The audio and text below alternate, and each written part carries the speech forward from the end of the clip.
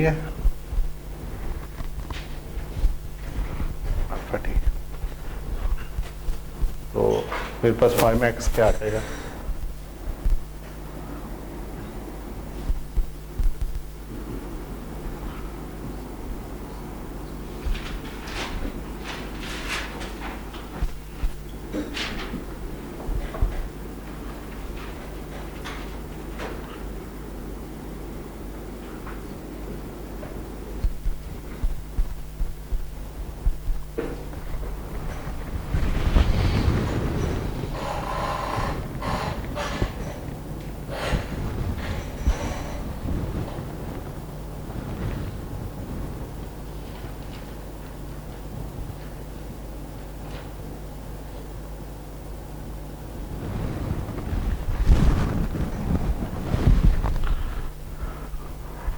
अच्छा, अब दोनों साइड्स का अगर मैं tan हो तो क्या होगा?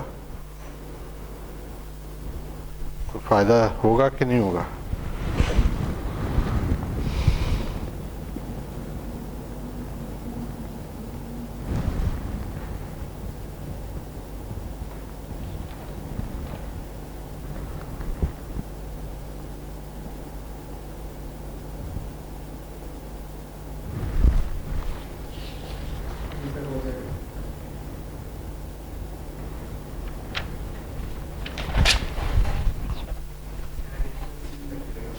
लेकिन tan अलग अलग पे अप्लाई नहीं हो सकता ना सर। वो फॉर्मूला है ना, alpha minus tan a plus tan b और 1 माइनस tan a। अच्छा अच्छा, हाँ जी, क्या आइडेंटिटी है? तो tan a प्लस b की रही है minus tan a plus B equal to tan a plus tan b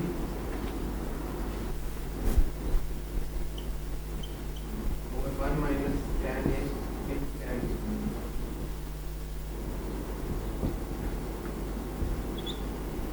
यही है। ये तो अब हमारे पास क्या है? tan a माइनस नहीं देखिए, तो tan इनवर्स है। सर वो पूरे को a लिखे ना, tan inverse 1 over alpha is equal to a tan inverse square root alpha is equal to b। अच्छा अच्छा, पूरे को tan लेके फिर तो आप ये कह रहे हो tan of 5x is equal to tan of this thing. तो मेरे पास ये चीज़ आ गई। इसको अगर मैं खोल लूँ तो tan of 5x is equal to tan a plus tan b।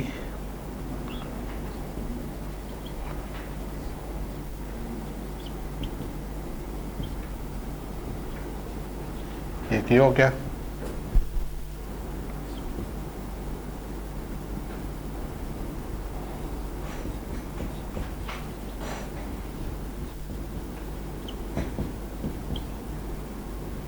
Sign minus हो जाएगा।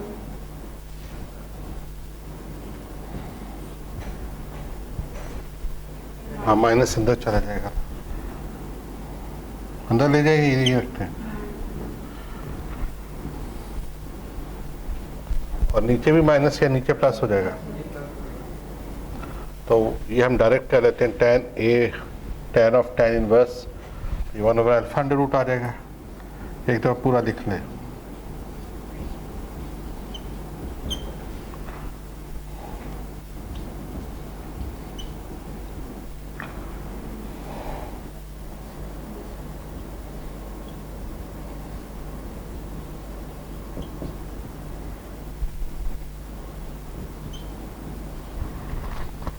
ठीक है जी। तो यहाँ से आ जाएगा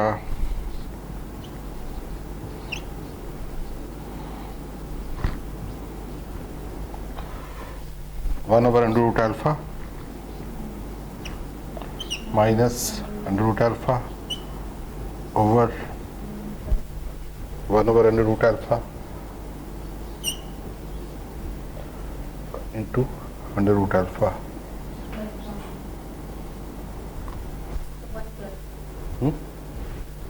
वन प्लस भी, हाँ 1 प्लस भी आना, ठीक है।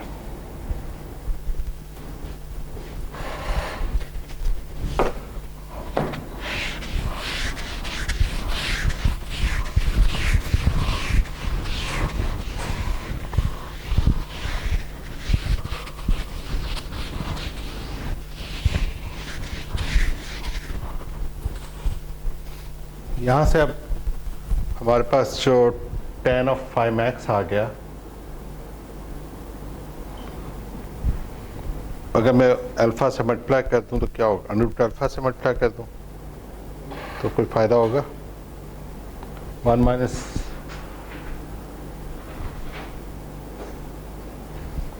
ये तो सिंपली नीचे 2 हो जाएगा, ठीक है। और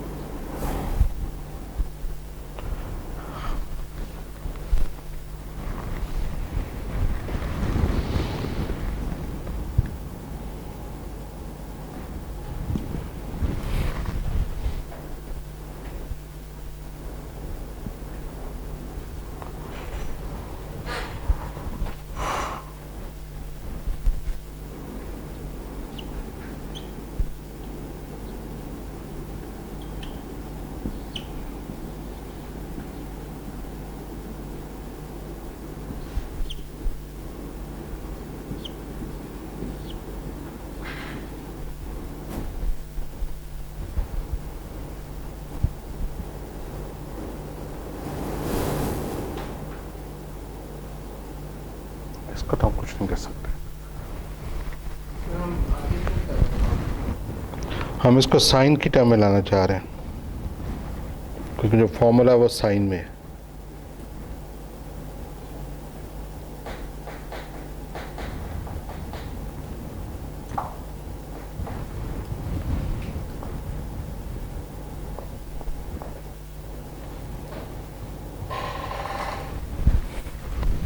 मतलब बेसिकली हम अल्फा के लिए इसको सॉल्व करना चाह रहे हैं ना,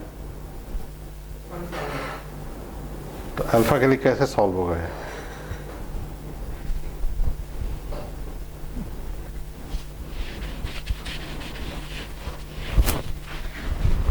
ये क्वाड्रेटिक कॉन्सेप्ट है वहाँ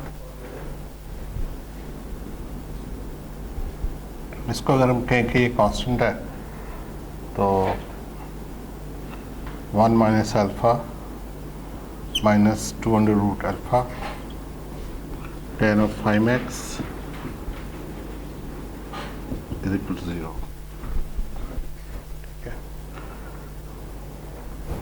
तो अगर मैं अंडर रूट अल्फा को x कह लूँ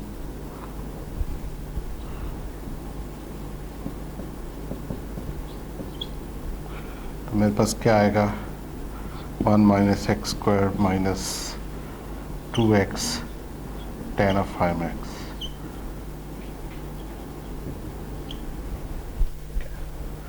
और यहाँ सिस्टम में साइंस चेंज करता हूँ तो मेरे पास आता है x square plus 2 tan of five x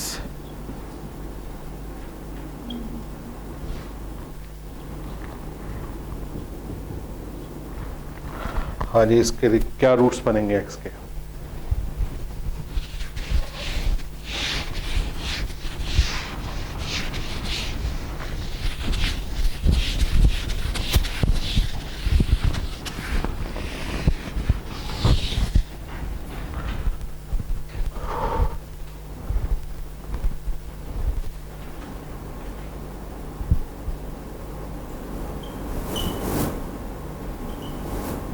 minus 2 tan of five x plus minus 4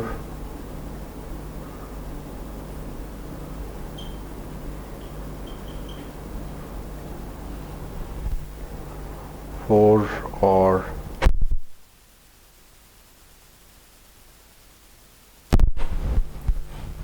plus 4 over 2, तो 2 कैंसिल हो जाएगा यहाँ से भी और 2 कॉमन ले यहाँ पे आ जाएगा मेरे पास minus tan of five x plus minus tan of five x.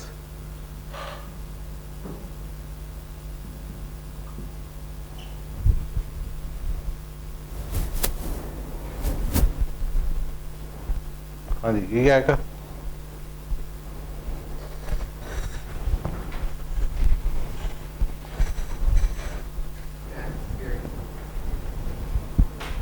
1 plus tan square हो गया, तो ये cot स्क्वायर हो गया, cot स्क्वायर का अंडर रूट cot हो गया, नहीं, तो 1 plus tan square secant square के बराबर। सीकेंट स्क्वायर के बराबर है।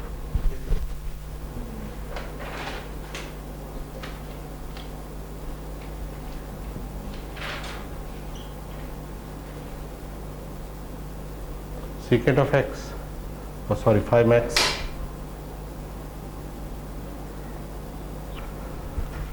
तो यहाँ से क्या आ जाएगा, minus sine of 5x over cosine of 5x plus minus 1 over cosine of, ठीक है।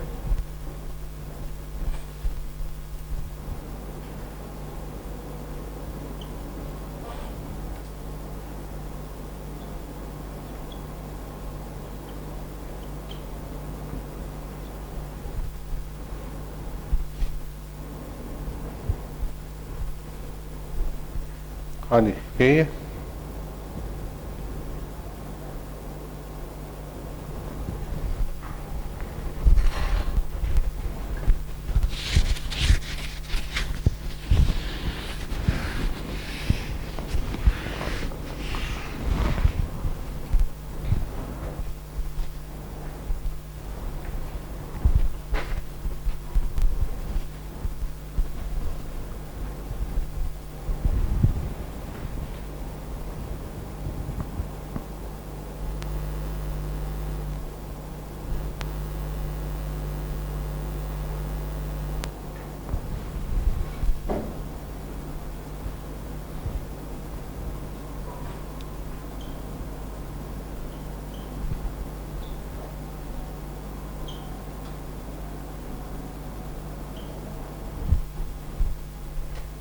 हाँ जी,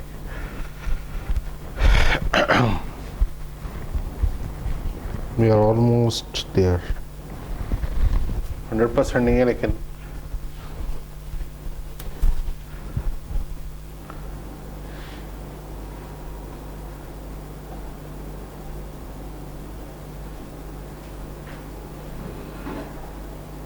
अगर मैं इसका स्क्वायर ले लूँ तो क्या होगा, अल्फा का मैं स्क्वायर ले लेता हूँ, तो alpha square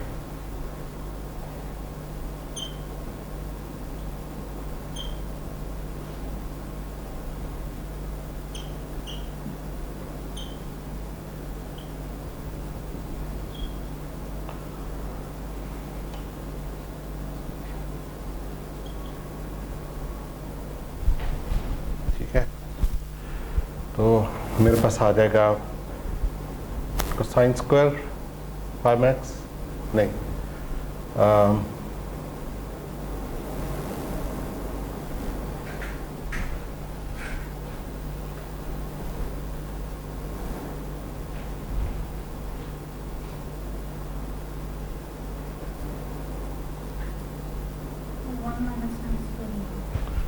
one minus sine square, तो वो कोसाइन स्क्वायर का हो जाएगा ना, लेकिन फिर उसके बाद क्या करेंगे हम, मेरा ख्याल है कि इसको हम अगर डिवाइड कर सकते हैं,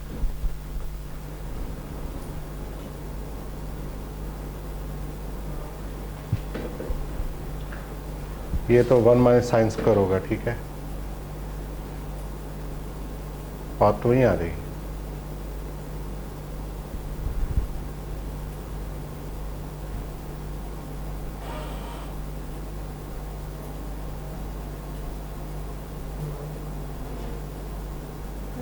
डिवाइड कर देना, 1 माइनस साइन स्क्वायर कैंसिल हो जाएगा। 1 माइनस साइन स्क्वायर से डिवाइड कर दें, फिर नीचे में 1 माइनस साइन स्क्वायर 5 लेके फिर डिनोमिनेटर में 1 माइनस साइन स्क्वायर है उससे डिवाइड माइनस जो 2 साइन 5 से अलग डिवाइड करेंगे, फिर वो एक टर्म कैंसिल हो जाएगा।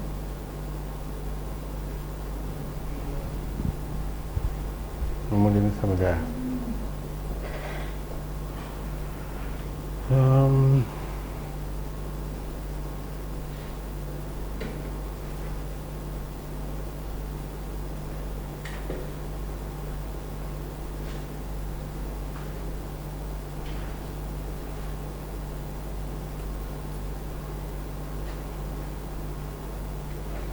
आपके पास जो फॉर्म आनी चाहिए ना वो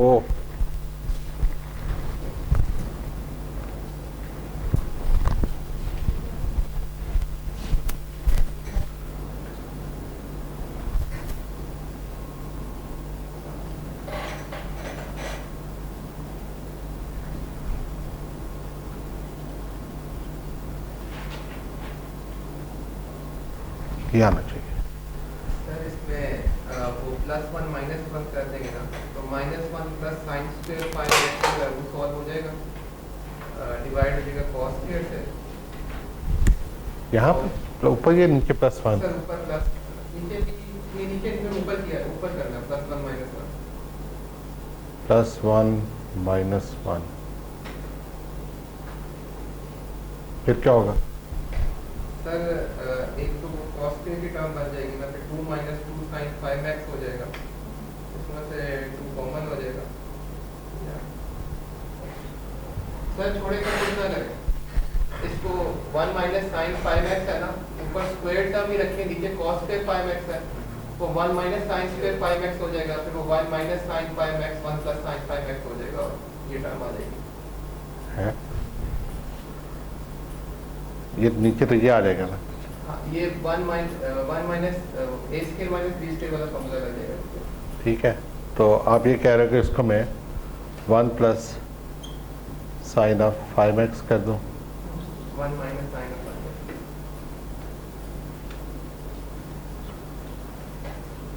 अच्छा, और ऊपर में उसको स्क्वायर ही रहने दूं। Yes sir. ठीक है,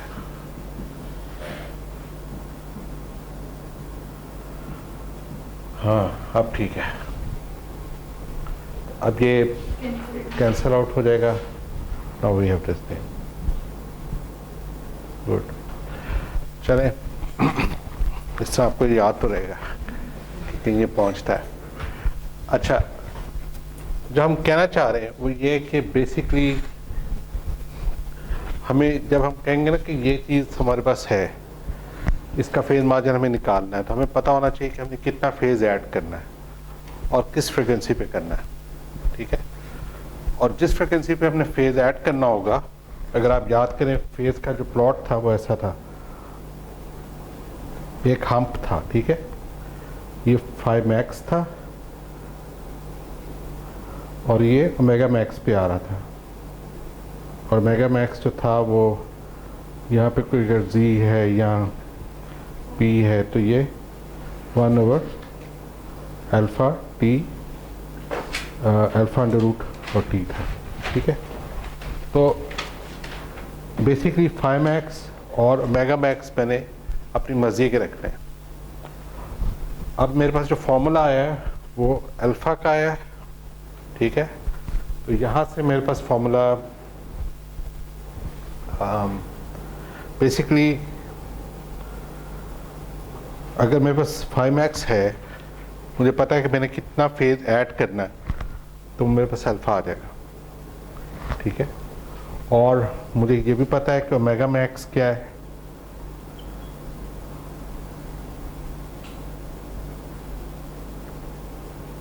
ठीक है, अगर मैं अल्फा निकाल लेता हूँ 5max से, तो उससे फिर मेरे पास ओमेगा मैक्स मेरे पास है, तो मैं टी निकाल दूँगा।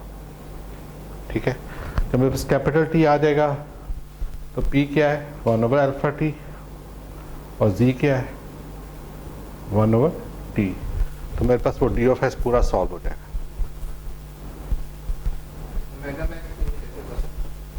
मैंने कहा यही कहा ना कि हमें पता होना चाहिए कि हमने किस फ्रीक्वेंसी पे कितना फेज डालना है, ये हमें जी ऑफ एस के एनालिसिस से पता लगेंगे। मैं आपको जो डिज़ाइन साइकिल बनता है हमारा वो मैं यहाँ लिख देता हूँ।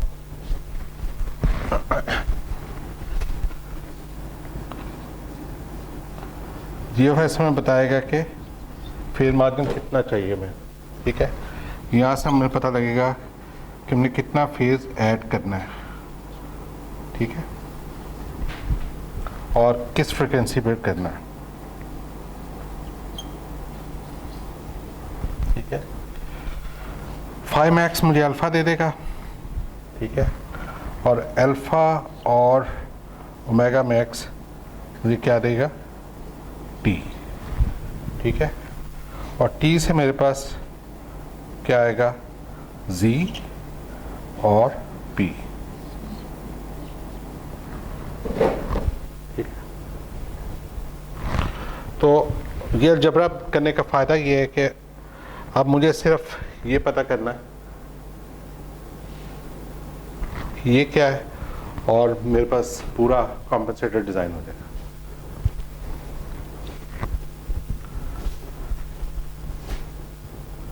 Any question about this?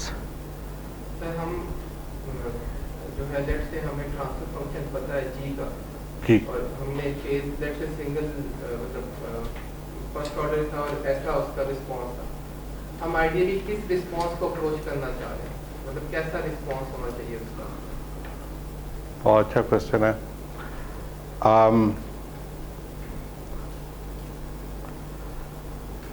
आपके सवाल का जवाब जो है ना वो और ज़्यादा कंफ्यूजिंग है। आइडियली बेसिकली हम इंटीग्रेटर कोशिश करते हैं क्या है, ठीक है, लेकिन ऐसा इंटीग्रेटर जिसका फेज मार्जिन बहुत अच्छा हो।